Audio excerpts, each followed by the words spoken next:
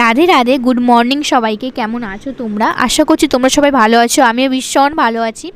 আজ ছিল শ্রাবণ মাসের চতুর্থ সোমবার, মানে শেষ সোমবার। তো আজকে পুজো করতে যাব। আর এখানে আমার স্নান করা হয়ে গেছে। এখন তুলসী পিড়িতে একটু জল দেব। আর আমি শুনেছি কোথাও পুজো করতে গেলে আগে বাড়িতে পুজো করে তারপর কোথাও পুজো করতে যেতে হয়। তো এখানে আমি পুজোটা দিয়ে দিলাম। তো এবার যাব পুজো করতে। আর এখানে আমি রেডিও হয়ে গেছি, বরকেও নিয়ে গেছিলাম সাথে করে, কারণ ও উপোস করেছিল, ও পুজো করেছে। অবশেষে আমরা পৌঁছে গেছি। আর যেহেতু আমরা সকাল সকাল গেছিলাম, যার কারণে অত একটা ভিড় ছিল না। যাই হোক, এদিকে আমি গঙ্গাজল আর দুধ ঢালছিলাম। তো আমার পুজো শেষ করে এখন বাড়ির দিক রওনা হব। আজকের ওয়েদারটা সত্যি খুব ভালো ছিল, মানে কোনো বৃষ্টিরও কোনো সিন ছিল না, আর রোদও ছিল না। আর এখানে আমি বাড়িও পৌঁছে গেছি। আর প্রচণ্ড পরিমাণে খিদে পেয়েছে, কারণ নির্জলা কিচ্ছু খাইনি, জলও খাইনি। তো খাওয়া দাওয়া করে একটু দুপুরে ঘুমিয়েছিলাম।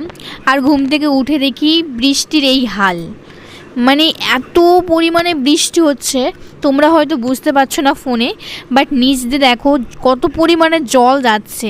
আর এখানে কতটা জল জমেছে দেখো, মানে একদম নদী বয়ে গেছে। তো প্রচুর পরিমাণে বৃষ্টি হয়েছে। বৃষ্টির ওয়েদার দেখে বর বললো কফি বানিয়ে নিয়ে আসো, কফি খাবো। তো সে কফি খেতে চাইলো, আর আমি কফি বানাবো না তাই কখনো হয়? আমি সঙ্গে সঙ্গে চলে গেলাম কফি বানাতে। তারপর তাকে কফি এনে দিলাম। যাই হোক, বৃষ্টিটা একটু থেমেছে। আর এখানে সন্ধ্যা হয়ে গেছে, তো সন্ধ্যা দেব। এখানে আমার সন্ধ্যা দেওয়া হয়ে গেছে। এবার নিচে গিয়ে রান্না করব। আর যেহেতু শিব পুজো করলাম, যার কারণে আজকে নিরামিষ খাবো গোটা দিন। তো সকালেও নিরামিষ করেছিলাম, আর এখনও নিরামিষ করছি। আজ ছিল রুটি আর সাথে আলুর দম।